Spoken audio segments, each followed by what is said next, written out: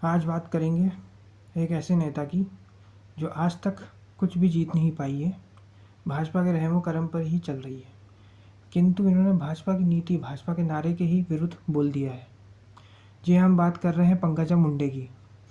पंकजा मुंडे ने पार्टी के स्लोगन बटेंगे तो कटेंगे, एक रहेंगे तो सेफ रहेंगे से किनारा कर लिया है और इन्होंने कहा है कि ये किसी और जगह का नारा है, जैसे यूपी कहीं भारत में आता ही नहीं है। और इन्होंने ये भी कहा है कि ऐसे नफरती नारों को हम महाराष्ट्र में आने नहीं देंगे। तो आप समझ सकते हैं, पहले गठबंधन के साथी अजीत पवार ने इससे किनारा किया है और अब पंकजा मुंडे ने किनारा किया है। अजीत पवार ने तो ये तक कह दिया है कि हमारा एनसीपी का कैंडिडेट जहाँ पर खड़े हैं उन 53 सीट पे ना ही नरेंद्र मोदी की सभाएं होंगी, ना अमित शाह की होगी, ना योगी आदित्यनाथ की होगी, ना एकनाथ शिंदे की होगी और ना देवेंद्र फडणवीस की होगी। तो आप समझ सकते हैं कितना मजबूरी वाला गठबंधन है और कैसे कैसे नेताओं को अपने साथ भाजपा ने रखा हुआ है। अब ये एक नहीं बटेंगे तो कटेंगे वाली बात है, तो आपको बता दें कि 2018 के भुया कोरेगांव के दंगे देवेंद्र फडणवीस के सीएम रहते ही हुए हैं और भाजपा और शिवसेना की सरकार में ही अकोला के दंगे भी हुए थे, पर जनता जो है वो 2 दिन में भूल जाती है। यूपी में कासगंज का दंगा हो चुका है, एमपी में खरगोन का दंगा हो चुका है, गुजरात में क्या क्या हो चुका है वो तो बताने की ज़रूरत है ही नहीं, कर्नाटक में क्या स्थिति थी वो भी बताने की ज़रूरत नहीं है। तो इनके खुद के ही नेता नहीं मान रहे हैं और फिर भी ये इनकी उम्मीद ये है कि कम से कम 100 सीट तो हम निकाल ही लेंगे कैसे भी करके, क्योंकि ऐसा समीकरण ही ऐसा बिठाया गया है कि कहीं ना कहीं कुछ ना कुछ हो ही जाता है। इसलिए ये हर एक चुनाव में हिंदू मुस्लिम कर करके कैसे ना कैसे करके जीत ही जाते हैं। नहीं तो कास्ट वाले में घुस जाते हैं, नहीं तो रिलीजन वाले में घुस जाते हैं। जैसे हरियाणा में जाट वर्सेस 35 बिरादरी हो गया और उसमें इनको एज मिल गई और भाजपा जीत गई पूर्ण बहुमत से। इसी प्रकार आप देखें महाराष्ट्र में कोई भी कार्य नहीं हुआ है। टाटा एयरबस का प्लांट जो महाराष्ट्र में लग रहा था वो गुजरात शिफ्ट हो गया है। वेदांता का सेमीकंडक्टर का प्लांट लग रहा था वो गुजरात शिफ्ट हो गया। डायमंड मर्जेंट्स जो थे वो सूरत शिफ्ट हो गए। गिफ्ट सिटी जो मुंबई में आने वाली थी वो गांधीनगर शिफ्ट हो गई। कोई भी इंडस्ट्री, बड़ी इंडस्ट्री जो है वो पिछले 10 साल में नहीं लगी है। ड्रग पार्क लगने का था नागपुर के पास, वो भी बंद हो गया है। तो कोई भी अगर बड़ी इंडस्ट्री है वो सुनाई दिया ही नहीं है कि वो महाराष्ट्र में इन्वेस्ट कर रही है। नई सिटीज़ भी नहीं बनाई है जैसे नासिक हो सकती थी, उसके लिए भी इन्होंने कुछ नहीं किया है। नागपुर में भी पहले तो थोड़ा बहुत स्टार्टिंग में लग रहा था, बट अभी तो कुछ सुना ही नहीं है। बस मेट्रो चलवा दी है, बात ख़त्म हो गई। युवाओं को जो है रोज़गार चाहिए, युवाओं को टैक्स टेररिज्म से मुक्ति चाहिए, लेकिन ये उनको क्या दे रहे हैं? सांप्रदायिक स्लोगन। हो सकता है हिंदू मुस्लिम करके जीत भी जाए, लेकिन लोगों को क्या मिलेगा? आज नहीं तो कल मिडिल क्लास मैच्योर होगी, फिर आपके नारे नहीं चलने वाले हैं। समझिए बात को। तो ये आप कितना डेस्परेट हो कि आप इस ऐसे स्लोगन के साथ आगे बढ़ रहे हो, आप सोचिए। वो तो ठीक है, आपका लग ऐसा है कि आपको विपक्ष ऐसा मिला है कि जो इसके काउंटर नैरेटिव नहीं सेट कर पा रहा है। शरद पवार ने मान लिया है कि हम 50 साल पहले जैसे थे वहीं आज भी हैं। इसका मतलब वो 60 सीट के ऊपर नहीं लाएंगे। वो बाटा ख़त्म हो जाएगी, कांग्रेस के पास कोई लीडर नहीं बचा है। अशोक चव्हाण ने भी पार्टी छोड़ दी है। तो ये विपक्ष के लिए बहुत मुश्किल होगा, महाविकास आघाड़ी के लिए वापस सत्ता में आना। इसी का फ़ायदा भाजपा को मिल रहा है, इसलिए इस प्रकार के सांप्रदायिक नारे ये उठाए जा रहे हैं।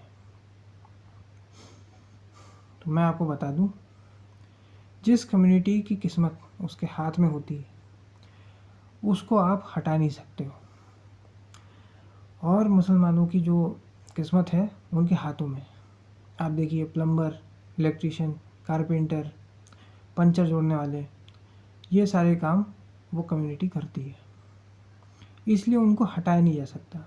हम लोग जो काम करते हैं, वाइट कॉलर जॉब करने वाले, उन्हें बड़े आराम से रिप्लेस किया जा सकता है। तो इसलिए ये करना कि उन्माद फैलाना, ये करना बहुत मुश्किल है, क्योंकि मिडिल क्लास हिंदू जो है उसकी नौकरी लग नहीं रही है। करेगा तो वो वाइट कॉलर जॉब ही करेगा, वाइट कॉलर जॉब उसको मिल नहीं रही है। उसको जो है शादी उसकी चल नहीं रही है, शादी चल रही है तो बच्चे हो नहीं रहे हैं, क्योंकि टाइम ही नहीं है। इनके जो खुद के उद्योगपति हैं, इनके खुद के नेता हैं, कह रहे हैं 70 घंटे काम करो, 80 घंटे काम करो, 90 घंटे काम करो। तो जब काम ही काम करते रहेंगे तो कब बच्चे करेंगे, कब शादी करेंगे? तो मिडिल क्लास के बारे में तो कोई कुछ बोल नहीं रहा, क्योंकि मिडिल क्लास तो दीवानी है इन लोगों की। उसके साथ कुछ भी कर लो, 100% टैक्स लगाओ, 150% टैक्स लगाओ, 100 घंटे काम करवाओ, वो भाजपा को ही वोट डालेगी। वो कभी नहीं कहती कि डिस्कनेक्ट फ्रॉम वर्क आप पास करो, वो कभी नहीं कहती कि अच्छे लेबर लॉज लेकर आओ, वो कभी नहीं कहती कि टैक्सेस कम करो। वो तो आँख बंद करके भाजपा को वोट डालती है। इसी का फ़ायदा भाजपा वाले उठाते हैं। अभी रिसेंटली निर्मला सीतारमण ने कह दिया है कि पेट्रियार्की नहीं है। अब सोचिए, पेट्रियार्की नहीं है ये कह रही हैं, और उसमें एग्जाम्पल दे रही हैं इंदिरा गांधी का, जबकि इंदिरा गांधी पर ही ये कमेंट करते हैं कि इंदिरा गांधी नेपोकिड थी। तो ये एग्जाम्पल ही गलत सेट हो गया है। अब हम लोग पाकिस्तान से भी पीछे हैं महिला वर्कफोर्स में। सोचिए, पाकिस्तान जैसी जगह पे महिलाएं जो है ज़्यादा काम करती हैं इंडिया के कंपेरिजन। अमेरिका, यूएसए, जापान तो छोड़ ही दीजिए, हम लोग पाकिस्तान को भी बीट नहीं कर पाते।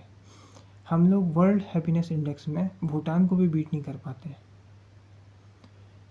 इस तरह की हालत है, क्योंकि वो जो महिला है जो परेशान है, जो उसने अपने जीवन में पति और सास की सेवा करी और वो परेशान रही, वो अपने बहू के साथ भी वैसे ही करना चाहती है। लेकिन आज की डेट में मॉडल बदल चुका है, इसलिए एक मिडिल क्लास में खुशी नहीं मिल पाती और वो अपने लड़के की भी रिलेशनशिप बर्बाद कर देती है।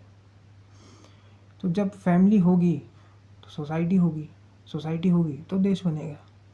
फैमिली ही नहीं होगी तो कैसे आप आगे सोच सकते हो? ठीक। रही बात बर्थ रेट की, तो जब हिंदू एक बच्चा कर रहा है तो वैसे ही पॉपुलेशन गिर रही है। 2 बच्चा करता है तो फिर भी सही रहता, लेकिन जब उसको वाइट कॉलर जॉब ही चाहिए और वाइट कॉलर जॉब में उसको घिसा जा रहा है अच्छे से, तो उसके बाद टाइम कहाँ रहेगा? वो लेट शादियाँ करेगा। अब कोई अल्पसंख्यक है, 18 साल में वो पंजा जोड़ना सीख लेता है, 24 साल तक उसकी दुकान सेटअप हो जाती है, 25-26 तक वो शादी कर लेता है। इधर तो सीन ये है कि 35-36 साल तक यूपीएससी घिसे जा रहे हैं, लिखे जा रहे हैं, लिखे जा रहे हैं, 37-38 साल तक बुद्धि विवेक चेतना जगा रहे हैं। तो चुनाव तो इनको जीतना आता है, लेकिन मिडिल क्लास को क्या मिल रहा है बताइए? इनके नेता भी अब बोलने लग गए हैं। आप किसी भी मुद्दे पे फाइनेंस मिनिस्टर से पूछिए, वो उल्टा सीधा जवाब ही देंगी। ये ऐसा था जैसे मैं प्याज लहसुन नहीं खाती, इन्फ्लेशन के बारे में पूछ लिया जाए, डॉलर के बारे में पूछ लिया जाए तो बोले रुपया नीचे नहीं गिर रहा है, डॉलर ऊपर जा रहा है। तो मिडिल क्लास जो है वो पूरी तरह से कोलैप्स हो गई है, लेकिन फिर भी वो भाजपा को ही वोट डालती है। उसको हर साल एक नया भगवान चाहिए, तो इस रूप में इनको मिल गया है। अब उन्होंने अपने नेता को भगवान बना दिया है, वो जो करते हैं उसको जस्टिफिकेशन दे देते हैं, कैसे ना कैसे करके उसको जस्टिफाई कर लिया जाता है।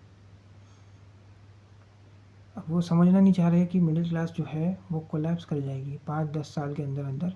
उसकी या तो क्वालिटी ऑफ लाइफ बहुत नीचे गिरेगी और वो गरीब हो जाएगी। फिर एक नया वर्ग आएगा जो गरीबी रेखा के बाहर आ जाएगा, क्योंकि आपका प्लम्बर, आपका इलेक्ट्रीशियन, वो थोड़ी टैक्स भरता है और यही कामों की वैल्यू रहेगी। एआई के ज़माने में जो हाथ से करने वाले काम रहेंगे उनको ही पैसा मिलेगा।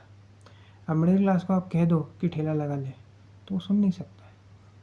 फिर ये पूछते हैं कि करें क्या, तो वो कैसे बताएं कि कैसे करें? आप में क्या टैलेंट है वो दूसरा थोड़ी बता सकता है।